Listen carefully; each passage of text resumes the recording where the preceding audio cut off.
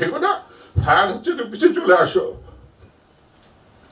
তখন আমি গোলজার, তারপরে কর্নেল এমদাদ, আর কে কে ছিল আমার সবার নামগুলো এখন এই মুহূর্তে মনে নাই। আমরা তখন আস্তে করে মাথা নিচু করে একটু ক্রলিং এর মতো ভাগ করে ওই পিলারের পিছনে আসলাম। আসার পরে যেহেতু এনসাদ স্যার ওখানে আমাদের মধ্যে অনেক সিনিয়র ছিলেন, স্যার বললেন যে চলো আমরা এখানে থাকবো না, চলো স্টেজে উঠে যাই। তখন কিন্তু স্টেজে যারা ছিল তারা কিন্তু স্টেজ থেকে ভেতরে যে মেন স্টেজ যেটা, সেই স্টেজে কিন্তু চলে গেছে, এবং ওই স্টেজের উপরে কিন্তু একটা মোটা ভ্যালভেটের একটা বড় পর্দা ছিল, কিন্তু অনেক মোটা, যেটা নর্মালি বড় স্টেজের হয়। আমরা তাকে দেখলাম তখন সামনে যেখানে দরবারের ডিজি বসেছিলেন সেখানে কিন্তু কেউ নাই। তারপরে আমরা স্টেজে আমরা যখন চলে যাচ্ছি সবাই মিলে আমরা একটু নিচু হয়ে ওই স্টেজের দিকে উঠতে গেলাম। আমি যখন উঠতে যাচ্ছি তখন দেখলাম যে ওই সৈনিকটা তখনও ওই মাটিতে শোয়া আছে। ওর নাম পরে জেনেছে সিপাহী মঈন। তো কোথায় থেকে যেন আমার পাশে দেখলাম ডিওটি কর্নেল আনিসও আসলো। তখন কিন্তু আমাদের অফিসাররা সবাই কিন্তু ওই ইয়ের পর্দার ভেতরে ঢুকে গেছে। তো আমি আনিস স্যারকে জিজ্ঞেস করলাম যে হলো স্যার একে কি করব? স্যার বললো যে ধরো।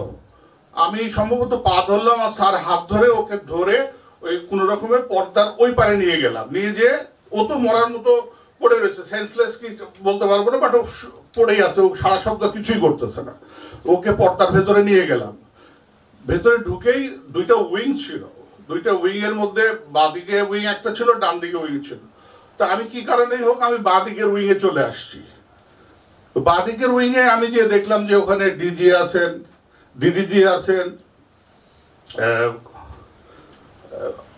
অনেক এনসাদ স্যার আছে, অনেকেই আছে, আমার পরিচিত অনেকেই আছে। আর উল্টা দিকে ছিল আরো অনেক অফিসার, যেটা দেখা যাচ্ছে না, কারণ ওই সময় নেমেই কর্নেল আনিস বললো যে অন্ধকার করে দাও। তো আমাদের ওখানে ওই কিছু লম্বা লম্বা বাঁশের কুঞ্চি ছিল, ওইটা দিয়ে আমরা সব লাইটগুলো কিন্তু ভেঙে ফেললাম। ভেঙে ফেলে কিন্তু ওই ঘরটা অন্ধকার করা হলো যেন কেউ এসে ভেতরে দেখতে না পারে। তো ডিজিকে আমরা, এটা একটু জানা আপনাদের উচিত, ডিজিকে পাশে একটা চেয়ারে বসায় আমরা ডিজিকে সারাউন্ডিং করে দাঁড়াইছিলাম। এর মধ্যে আপনার আমি দেখলাম যে ওই আরপি জেসিও খুব আস্তে করে ওয়াকিটকি শুনতেছে। তো আমি তাকে বকা দিয়ে বললাম এই এত আস্তে কি শুনতেছেন, জোরে দেন। তো জোরে যখন দিল তখন শুনলাম যে সে ওই দিক থেকে আস্তে আস্তে যে অলরেডি অফিসার্স মেসে সব দখল করে নিয়েছে এবং গাড়ি ঘোড়া পুরাই দিতেছে, গেট দখল করছে, ও কোর্ট থেকে সব অস্ত্র টস্ত্র বের করে যে যেমন ইচ্ছা ফায়ার করতেছে। এটা কিন্তু ওই ওয়াকিটকির মাধ্যমে আমরা শুনলাম। এটা আমি আবার ডিওটিকে ডেকে এনে বললাম স্যার দেখেন শুনেন এটা কি হচ্ছে।